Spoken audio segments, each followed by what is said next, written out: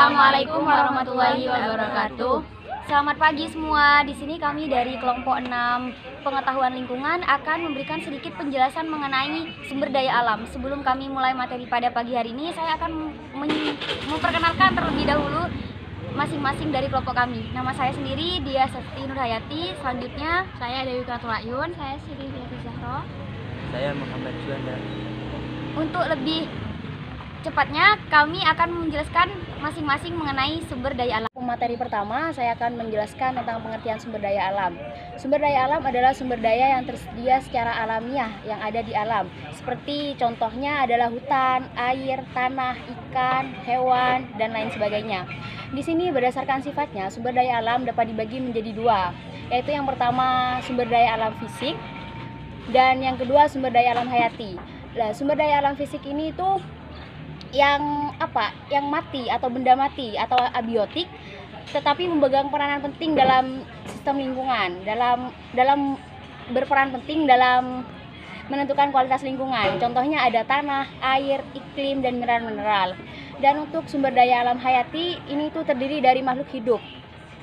Contohnya seperti tumbuhan, hewan, mikroorganisme, satwa, dan ikan.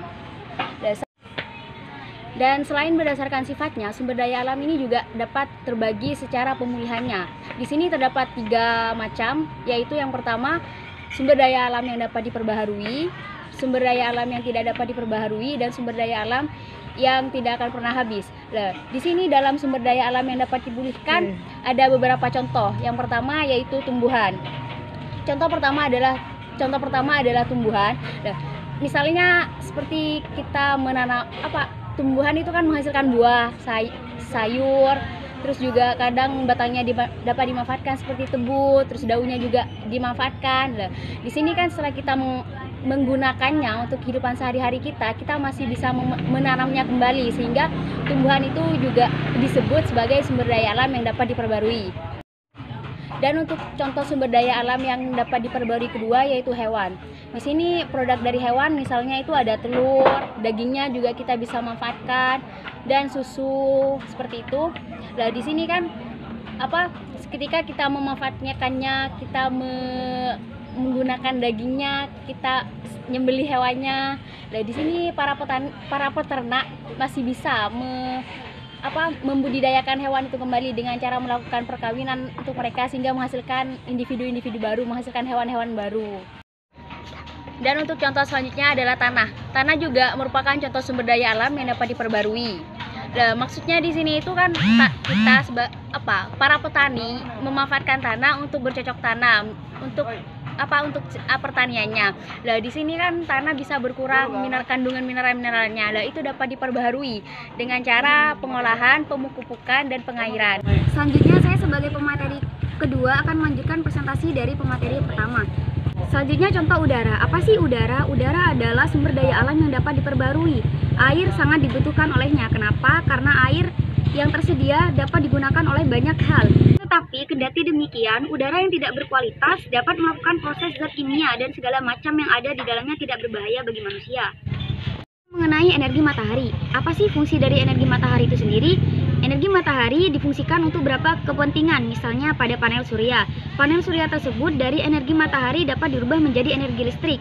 Dari sana, energi tersebut dapat digunakan untuk beragam kepentingan. Namun, energi tersebut tetap dapat digunakan dan panel surya juga akan terus membahas cahaya matahari. Dalam sumber lain, energi matahari, udara, dan air kadang dikategorikan sebagai sumber daya alam yang tidak akan pernah habis digunakan. Bagian selanjutnya adalah sumber daya alam yang tidak dapat dipulihkan atau diperbarui. Sumber daya ini adalah sumber daya yang hanya dapat dilakukan atau digunakan sekali, artinya tidak dapat digunakan selama terus-menerus, sehingga pada sumber daya alam yang tidak dapat dipulihkan kita harus menggunakannya seefisien mungkin karena persediaannya sangat terbatas di alam. Contohnya adalah sumber daya alam yang tidak dapat diperbarui sebagai berikut. Bagian yang pertama adalah batu bara. Batu bara sendiri diperlukan waktu yang sangat lama oleh alam untuk menghasilkan suatu batu bara. Batu bara dihasilkan oleh penimbunan dan pembusukan sisa tumbuhan. Penggunaan batu bara sendiri dibuat sebagai bahan bakar baik di rumah, pabrik, ataupun lokomotif kuno. Bagian yang kedua adalah jenis logam. Contoh lain dari sumber daya alam yang tidak diperbarui salah satunya adalah jenis logam. Jenis logam sendiri Contohnya adalah besi, emas, nikel, platina, tembaga, dan juga aluminium. Semua bahan tersebut berkaitan dengan bangunan, perhiasan, maupun alat transportasi. Dan yang ketiga adalah minyak bumi. Minyak bumi dapat digunakan sebagai pemenuhan kehidupan manusia. Minyak bumi sendiri dibentuk oleh jasa ternik hewan yang telah tertimbun dalam waktu yang sangat lama. Untuk mendapatkan minyak bumi ini dilakukan proses pengeboran, kemudian diperoleh minyak mentah. Minyak mentah sendiri kemudian diolah dan disuling jadi menghasilkan beberapa jenis minyak seperti solar, oli, aspal, bensin, minyak tanah, vaselin, parafin, dan lain-lain. Selanjutnya adalah sumber daya alam yang tidak akan pernah habis atau continuous resource. Sumber daya ini tidak akan pernah habis, artinya dapat digunakan secara terus-menerus. Sumber daya ini tersedia secara alami dan dapat dimanfaatkan untuk kepentingan manusia dan makhluk hidup lainnya. Contoh dari sumber daya alam yang tidak akan pernah habis adalah matahari, zinc, pasang surut air laut, dan juga gelombang air terjun. Di sini saya akan melanjutkan penjelasan dari pemateri kedua, yakni pemanfaatan sumber daya alam. Di sini pemanfaatan sumber daya alam itu berbeda-beda. Bisa kita kelompokkan menjadi 3. Yang pertama, tanah sebagai SDA, air sebagai SDA, dan udara sebagai SDA. Di sini saya hanya akan menjelaskan 2 saja, yakni yang pertama, tanah sebagai SDA. Tanah merupakan lapisan kulit bumi yang tipis yang letaknya di bagian paling atas dari permukaan bumi. Nah, di sini tanah merupakan sumber daya alam yang dapat diperbarui. Kenapa? Karena tadi di awal presentasi sudah dijelaskan bahwa meskipun tanah ini digunakan untuk lahan pertanian dan juga digunakan untuk yang lain, itu bisa kembali pulih dengan adanya pemupukan. Dan kedua, air sebagai sumber daya alam. Air merupakan sumber daya alam yang dapat diperbarui. Air mempunyai daya regenerasi dalam suatu sirkulasi yang disebut siklus air. Jadi, air ini akan bertambah seiringnya bertambahnya pula populasi manusia yang ada di tempat tersebut.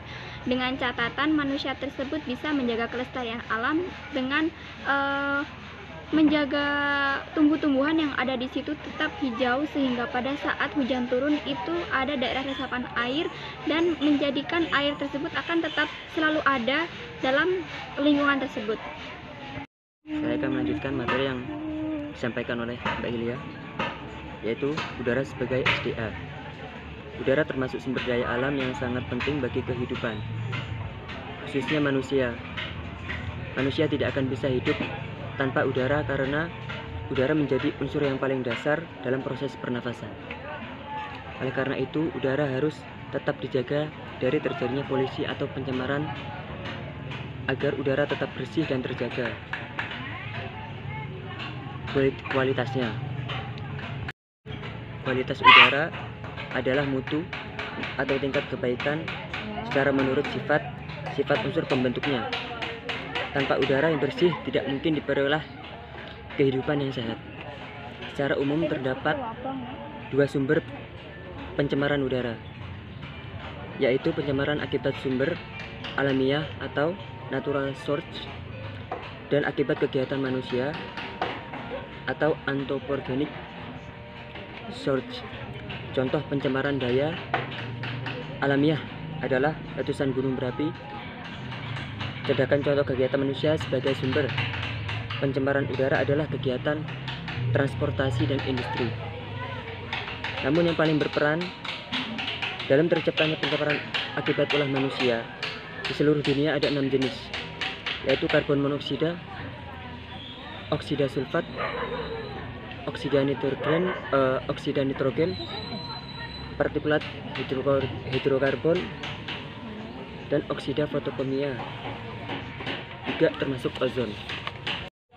Sekitar 70% pencemaran udara yang terjadi di Indonesia disebabkan oleh emisi kendaraan bermotor.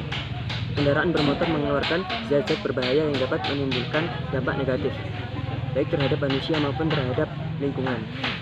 Zat-zat antara lain timbal hitam, oksida nitrogen, hidrokarbon, karbon monoksida, dan oksida fotokimia. Dampak negatif yang dapat terjadi akibat pemanfaatan sumber daya alam antara lain: 1. Kerusakan degradasi sumber daya alam. Pemanfaatan sumber daya alam akan mengakibatkan kerusakan baik di tempat kerusakan itu terjadi maupun di luarnya. Tingkat kerusakan tergantung pada upaya yang dilakukan untuk memulihkan atau menanggulangi dan mengendalikan kerusakan. Yang kedua, pencemaran tanah, air, dan udara, penambangan, pengangkutan, dan pengolahan sumber daya alam, mineral atau bahan tambang, seperti batu bara, minyak bumi, bauksit, timah, dan lain-lain, dapat menyemari tanah, air, dan udara. Pencemaran tersebut akan mengakibatkan terganggunya kelangsungan hidup makhluk termasuk Indonesia. Yang ketiga adalah konflik sosial. Konflik sosial dapat terjadi karena kepentingan masyarakat terganggu. Kegiatan pertambangan misalnya cukup banyak mengganggu kepentingan masyarakat, bukan saja akibat pencemaran dan bising yang dirasakan masyarakat, tetapi juga kerusakan jalan atau mungkin desa juga bisa terolasi. Demikian juga kegiatan pengusahaan hutan sering menggusur masyarakat, terutama masyarakat peladang atau petani lahan kering di Sumatera, Kalimantan, Sulawesi, dan Irian Jaya atau Jayapura. Masyarakat yang terganggu aktivitas atau sumber penghidupannya tidak dapat menerima keadaan itu. Akibatnya sering terjadi konflik sosial berupa bentrokan antara masyarakat dan perusahaan atau dengan aparat keamanan, dan kejadian seperti ini telah banyak menelan korban jiwa. Sekian dari Baiklah, demikian presentasi dari kelompok kami. Kurang lebihnya mohon maaf. Assalamualaikum warahmatullahi wabarakatuh.